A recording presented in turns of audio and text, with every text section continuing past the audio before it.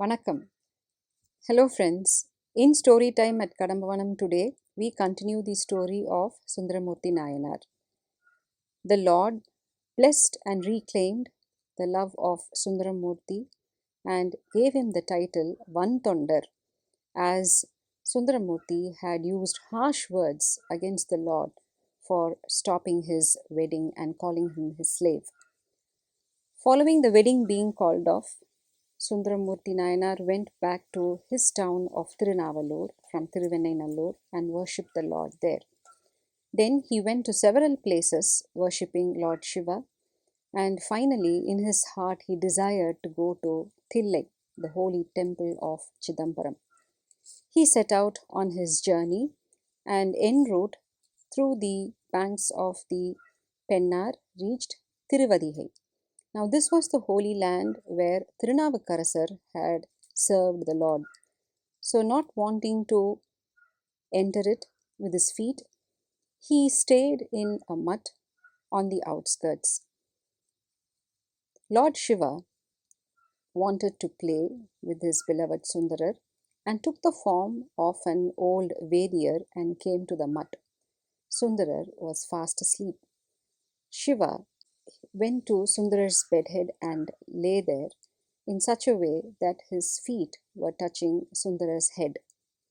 Sundarar woke up startled and found this old Vediar lying near his head, touching his head with his feet. He got quite irritated. He woke up the Vediar and said, "What is this? Can't you see that I am sleeping here?" And so he shifted a little and went back to sleep. But lo and behold, a little while later, again Sundarar felt something touching his head, and on waking up, found the Vediar had also shifted and was continuously stamping his head with his toes. Sundarar got very irked and woke up the Vediar and said, "What is this?" At that, the Vediar asked Sundarar, "Appa, don't you recognize me?" The next moment he disappeared, and there in all glory was Lord Shiva. Sundarar was in ecstasy at the love that the Lord had showered on him and broke out into the song Tammane Ariya Jadiyarolaro. Then he proceeded to Thillai and worshipped the Lord, and from there went to many places.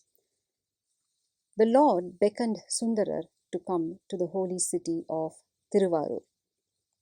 Now, it is here in the temple town of Tiruvarur that one of the handmaidens from heaven, Kamalini, had been reborn as Paravainachiyar.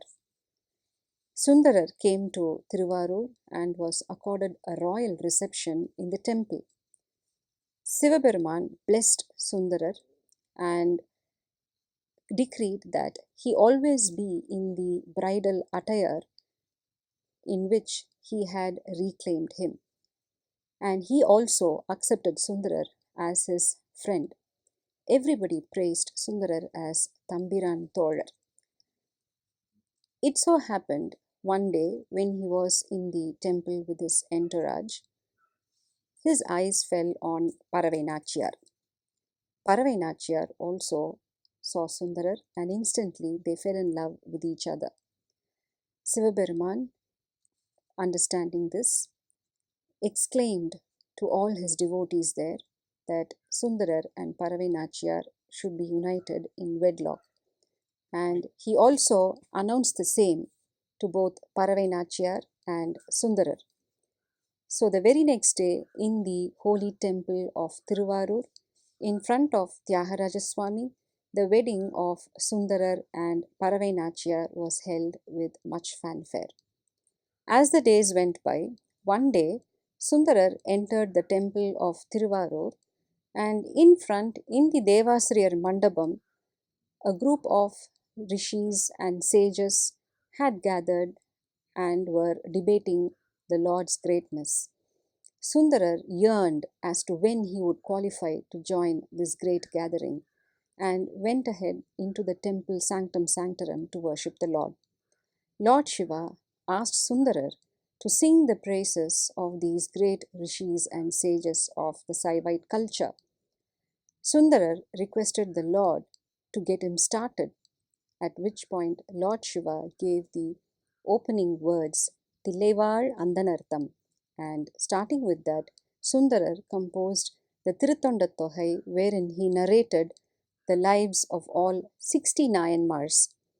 This was taken as a basis of Periyapuranam by Saint Sekilar, who added Sundarar, his mother Isaignaniyar, and his father Sadayanar, and made it the story of the 63 Nayanmars.